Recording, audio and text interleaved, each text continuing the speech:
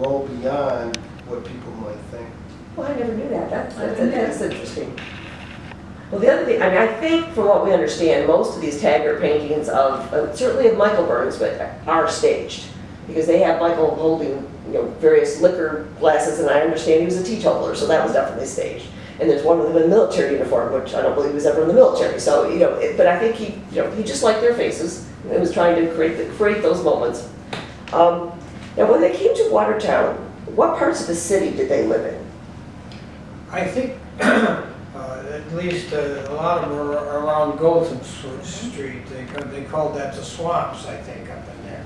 And as a matter of fact, I think Patrick Burns' house still stands. It's where the Plants family owns it, and it stayed in the family all those years. And I understand historically that home was part of the Underground Railroad years during the Civil War, so it was prior to that. And of course, Thomas Burns built across the street at 740 Gotham, and just up the street a little bit is where John Burns had his farm. So that was farming area at that time. So now Michael, I believe, lived over on Morrison Street. Morrison Street. And that's where the Taggarts lived, so. They were close by neighbors. Yes, indeed. And Patrick's son, John, excuse me, was also a portrait painter who worked occasionally with Taggart. We have a photograph of them in the studio. Just about Gotham Street, even on the ship when not Patrick and Margaret, they were on the Ellen. We don't know the name of the ship that the rest of the Burns came over 2 years later, but we do know that it held all sorts of neighbors and friends and relatives from Sligo, and they all settled. They could have named Gotham Street Sligo Street, because the McGowans, the Bretts, the Sweeneys, the Mullins, the Gilligans, the Mahans, they were all relatives in Dromore West, and they were all friends and neighbors on Gotham Street. Intermarried, many of them, sometimes more than once in a family. We have some double cousins. So yes, as a matter of fact, my father married Laura Burns, the only daughter and oldest daughter of Thomas Burns, and my father's oldest brother married Thomas Burns, my grandfather's sister, Molly. So her aunt was also her sister-in-law. So. Now, what do we know about the Flynn family? Do we know that Thomas's wife's family, did any of them come over to? Yes, that's where the Grahams come from, and there are still Graham descendants. Teresa, Nancy, what's her name? Dow? Teresa Dow is a direct descendant of that family. Now, we have in Watertown Ward Street and Haley Street, and they're connected to our family through the sisters of these brothers. Yes. Amy Burns Ward married John Ward, and John was from County Meath. He was an exception to the Sligos, but he'd already been here for at least 10 years before the Burns came. And then Thomas Haley, again, was a very close friend and even possible relative. They, the Haleys and the Burns. And Mother always said the Haleys and the Wards were all related. I noticed in the cemetery, Haley is spelled H-A-L-E-Y, but I also saw places where it says H-E-A-L-E-Y. I don't know if that was the same family or not, but they're located close together in the cemetery, so I think there's probably a connection. Well, Bob, you had something on the Patrick. One of the anthologies was that the Burns writers took a great concern about the fact that we shouldn't be living by a dictionary, and that spelling was somewhat a relative art when you were writing. Matter of fact, they stood up and compared themselves to Mark Twain, saying that spelling wasn't always the most important thing in the world. And my dad just mentioned the issue in the cemetery where the monument has Mercy spelled E-Y. Well, if you look throughout the course of the anthologies written by the Burns family members, it was frequent, because in Ireland this was done frequently, that they added an E before Y. Most American spellings on things do not have the E before the Y, but they added their one. And there. And it's interesting that Mercy, when he had a question of how to spell it, he added the E before the Y. So that's kind of an Irish tradition, I guess.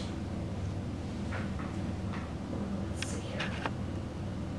You know, one of the things I did want to bring up, because I think it's important, is the Burns family, before they even got here, it was a remarkable family. They traced their lineage all the way back to James II. When Patrick fought who was the first of the clan in the lineage, in the anthology, fought for James II against William of Orange. And that's after that battle, he was kind of displaced.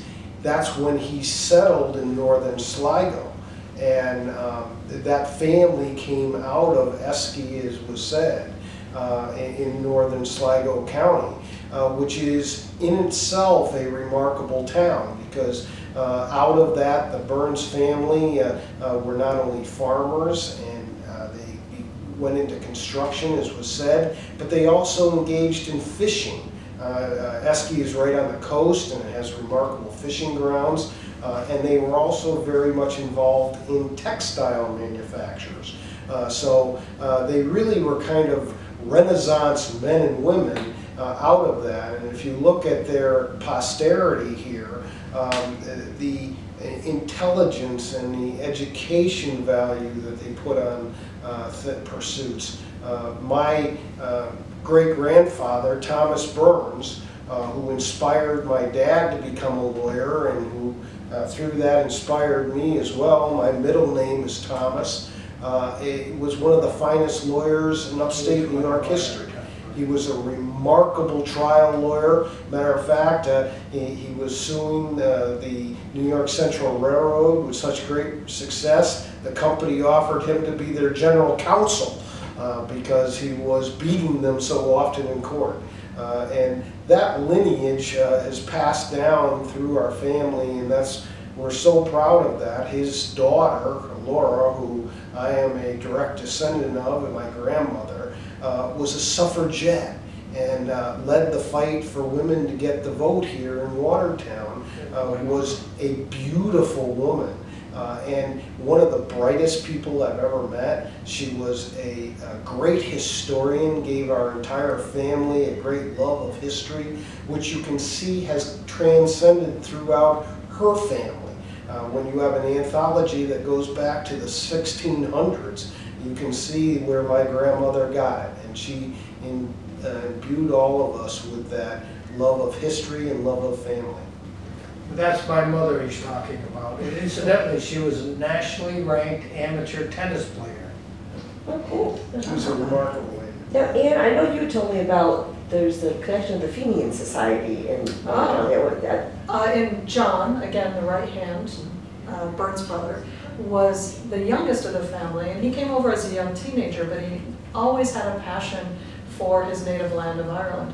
And right after the Civil War, there was a movement called the Fenian movement to try to reach Irish independence by attacking British Canada, hoping that that would rouse the sympathy of everyone so that Ireland would throw off British rule. So he was actually elected in Utica in 1866 by the center there as the commissary for almost all of northern New York State.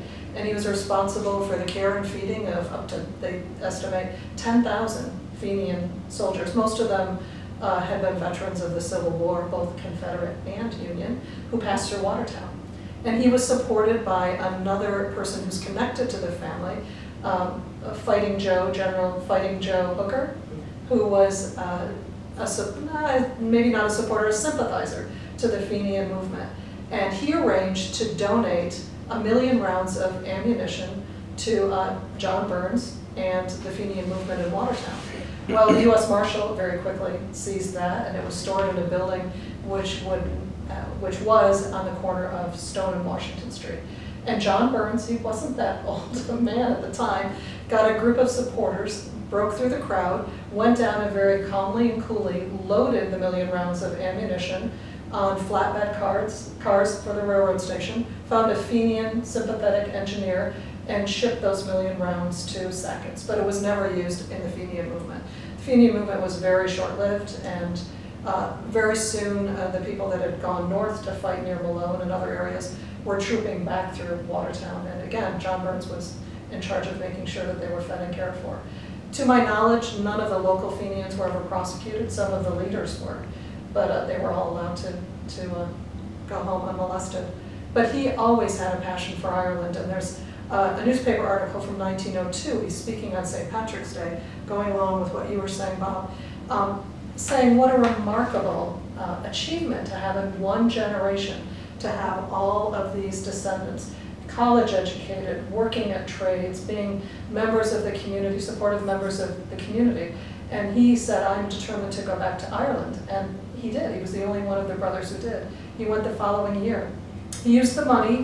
His wife had the farm on Gotham Street Hill. He married the girl next door, up the street, on Gotham Street. And that farm was sold as part of Thompson Park, the city park. Yes, a lot of Yeah. them. And he used the money to go back to Ireland with his wife Ellen. And while there, when he saw the abject poverty that the family and friends were still in, he arranged to have 2 of his sister's step-granddaughters, they were from, his sister had died in 1853, he arranged to have them come to Watertown. They lived with him and with other family members, and they were trained as nurses in St. Joachim's, which became Mercy Hospital School of Nursing. And they trained with, My grandmother. who was the first, Yeah, she was the first superintendent, I think she was, of the former, is it St. Joaquin's? Was it- I don't it's, know how you pronounce it, but it's the supposed predecessor to be- to Mercy Hospital. it's supposed to be, but I'll tell you, all the Irish in Watertown said Joachim's. So I was okay. I'm not sure. Yes, she was Mary McManus Burns, married to Luke Burns, who was originally the police patrolman in New York City, working for Teddy Roosevelt. Came back to Watertown, he was a patrolman for a period of time, and then he became an undertaker in Watertown. So he was a funeral director for many, many years. Valedictorian of his class. Oh, I didn't know that, thank you. Yeah, Patrick's sons, Justin was valedictorian He was. of Watertown High School, and his cousin Thomas Burns, my grandfather, they were tied, and they flipped a coin to see who'd be valedictorian and who'd be salutatorian. And my grandfather lost, and he was a salutatorian. But then he went on to Cornell to study at Cornell